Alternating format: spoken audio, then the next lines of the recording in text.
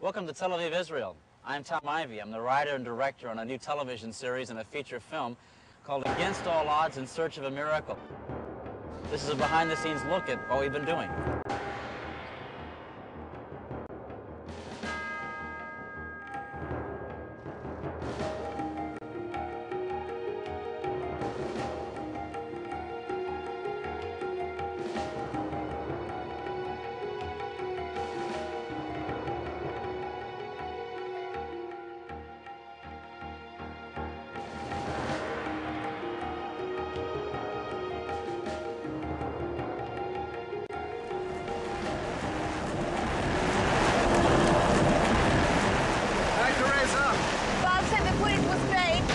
To write some copy for Sheila and you work at the airport. No mess for the wicked, huh? What? Never mind. Tell them I'll do it. You ladies usually know. I'm never late, Teresa. Come on, Michael. Bye, Teresa. Have a nice flight. We decided to have a character that would be a reporter that comes from his American television network on assignment to Israel and spends 13 days investigating these stories and at the end writes his final report. It's a very interesting project that blurs the line between not so much fact and fiction, but between fact and faith. It examines things that some of us would say never really happened, or if they did happen, they happened because of coincidence. Or if we look at them through the eyes of faith, maybe they happened because God made them happen. Maybe they're miracles. And he would go to these various places, meet these people, interview them. We would then support that with various research materials and archives and dramatic reenactments in some cases to tell the stories on film. A lot of these miracle stories are not well known. It's not like the parting of the Red Sea that every child knows. These are little known stories that come out of Israel that reflect not so much the biblical reality that we're used to thinking about when we think about miracles, but the everyday and modern reality of Israel. חבר'ה, יש לנו אורחים.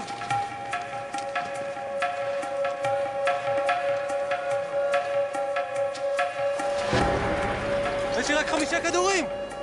אצלי 6. אצלי יש רק 4. עכשיו עולה רק 3 כדורים.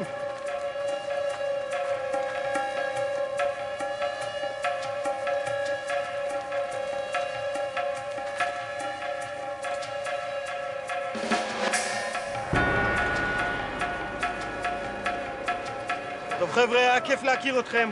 אולי אין לנו שום סיכוי, אבל אנחנו יכולים להילחם כמו גדולים. לפחות כמה דקות. ואחר כך, אללה ירחמו. אל תדאגו. זה ייגמר מהר.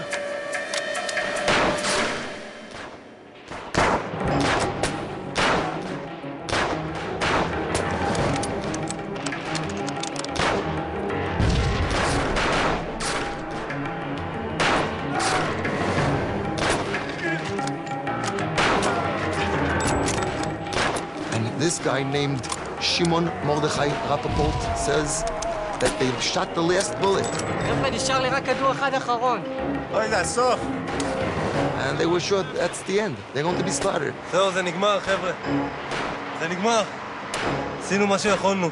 And the Arabs that felt that there are no more shooting, they started yelling, Itbach el-Yahud, kills the Jews, and started running towards this emplacement. And suddenly, they heard the Arabs yelling, Ibrahim, Ibrahim, Ibrahim! Abraham, and Abraham. And running away. They have no idea what happened.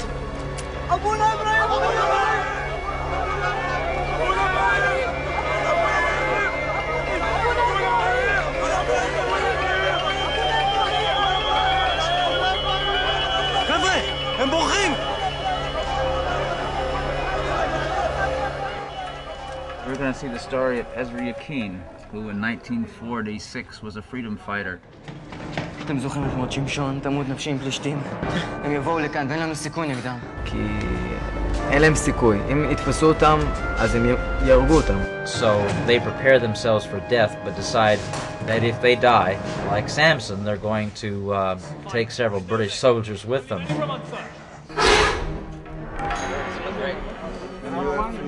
Now, I have a question. Can we have some dust and shrapnel and stuff? Yeah, we need that. More than just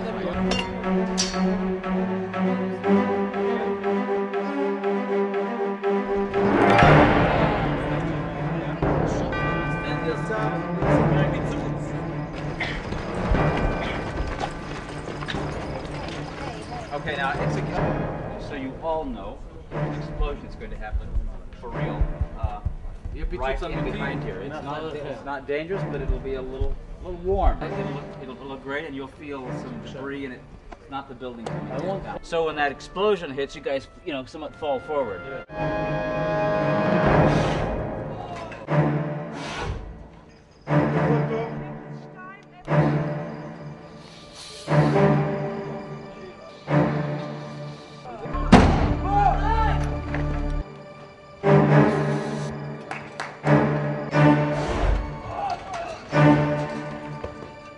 Cut!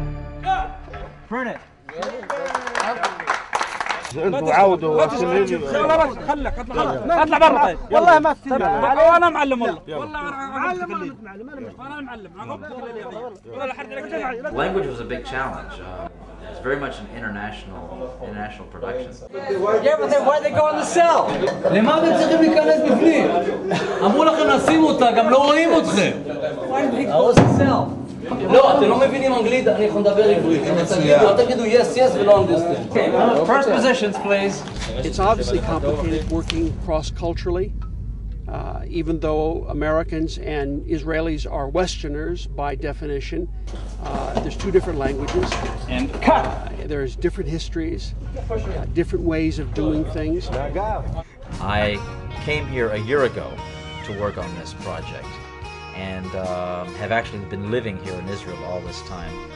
And that in itself has given me an incredible new appreciation for Israel. When you live among these people, when you get to know them on a first-name basis, I have a bicycle here, and that's how I get around, and I've come to know the people in a way I have never known a group of people before. There is a person that we interviewed who talked about the fact that when he did Aliyah, when his family came to Israel, he was looking for streets of gold, and of course he found dusty dirt instead. But he said that over the course of the years, he found true gold, and it was in the people. And I will say that that's what I have found. As I have been here for a year, experiencing Israel, I have found true gold, and it is in the people of Israel. And it's these are memories that I will treasure for a lifetime. Get on! That was the keeper. That was the press. Wonderful. Danny! See this T-shirt? It's a true statement. Without the stomach. Oh yeah. Yeah, there we go.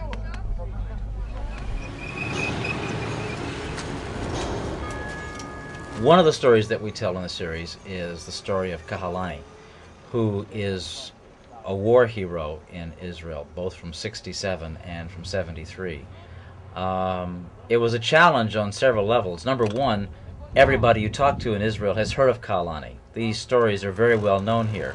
So we knew approaching this story that we had to be as accurate as possible if we're going to reenact it in a way that would be believable certainly to an Israeli audience who knows these stories so well.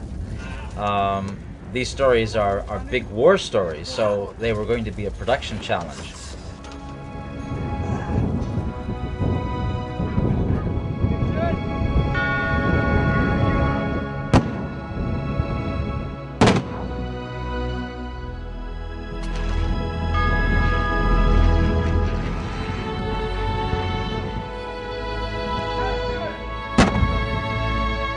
We would have to have tanks from 67 and 73, Syrian tanks, Israeli tanks, Egyptian tanks. It became a big military equipment challenge, but probably the most critical challenge was finding the right person to play Kahalani as a young man. And we looked around, and someone said, "What about Kahalani's son?" Action.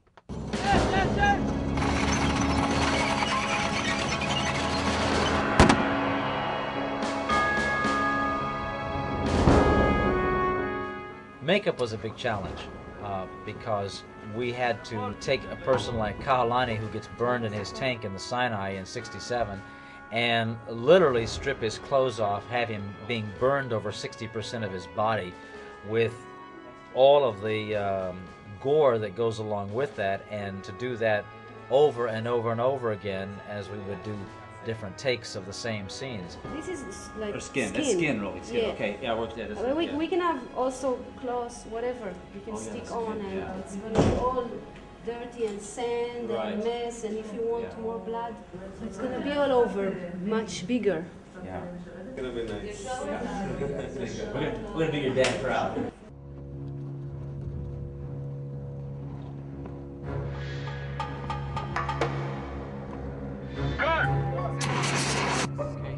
On action, you pull it off and throw it away.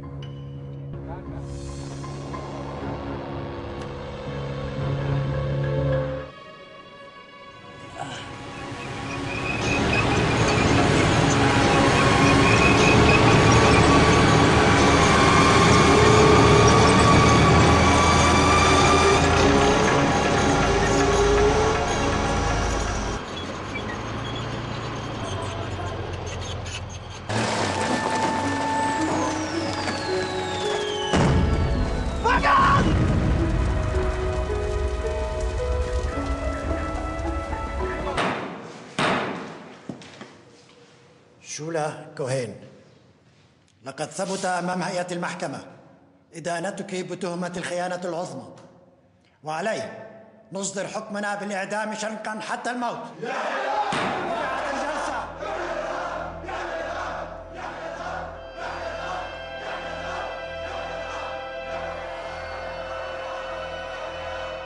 I must admit, there is one story that stood out to me and is my favorite, and that is the story of a young woman who is now an 80-year-old lady that I met in Jerusalem named Shula Cohen. From 1948 to 1960, she was one of the most important spies for Israel in Lebanon. A story largely unknown here, but very, very important to Israel in its early years, and she was a conduit of information and also helped to smuggle Jews through Lebanon back into Israel. A wonderful, powerful, dramatic story that it became our privilege to tell and to bring to the screen. Action!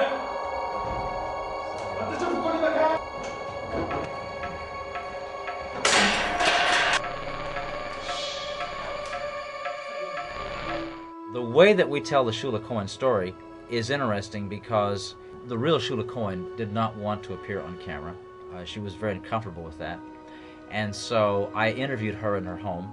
We recorded it on audio, and then I took the transcript of that interview, and from that crafted the interview questions and answers using her own words to frame the answers, so that when the actress who plays Shula Cohen, the words that she uses are the words that the real person actually used, and I think the result is very effective and very powerful, but it's all very authentic.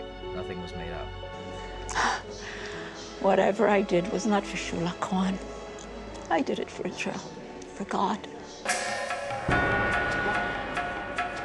We had a situation with Shula Cohen, who gets literally beaten and abused in the courtroom in Lebanon in her trial, and the makeup challenge was incredible for these. Here we go.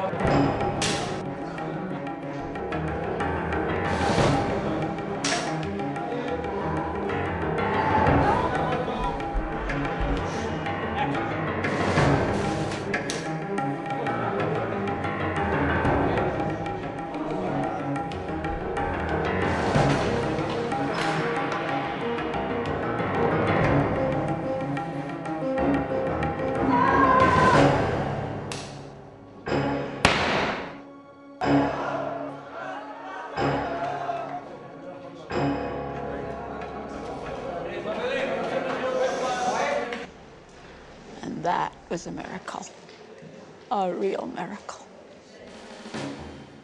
We came over here and discovered that there was an incredible amount of very, very fascinating stories, some incredible people who had stories that were just beyond belief in terms of things that happened to them. things that you have to say. It must be a miracle, because the logic was just not there that things should have turned out the way they did.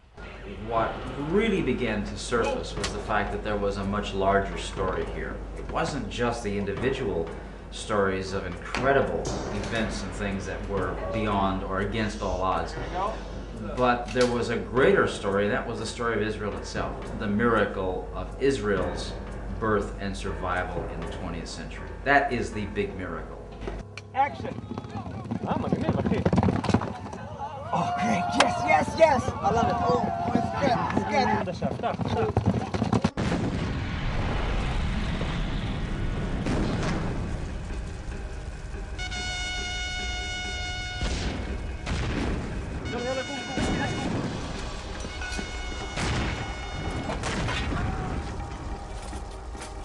نحن من تحت الهجوم سيدي.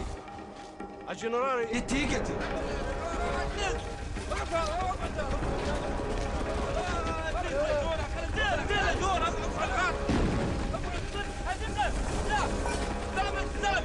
مش حرير.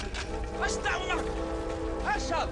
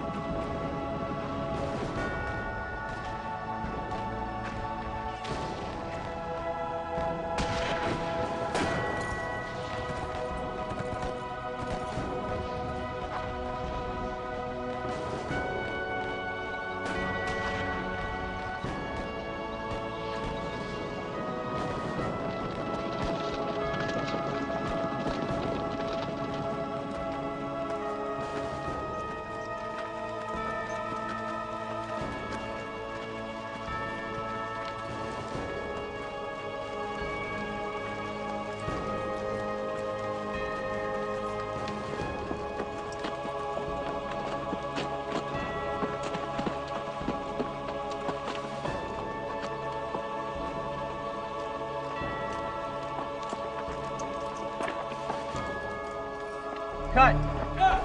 Burn it. Excellent. Every single one of you made this happen, and it was against all odds, and we made it. Thank you, guys. I really appreciate it. Yeah, thank you, Rami. Yeah. Bye.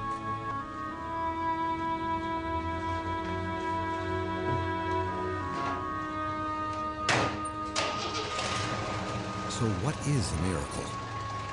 I heard as many answers to that question as the number of people I asked.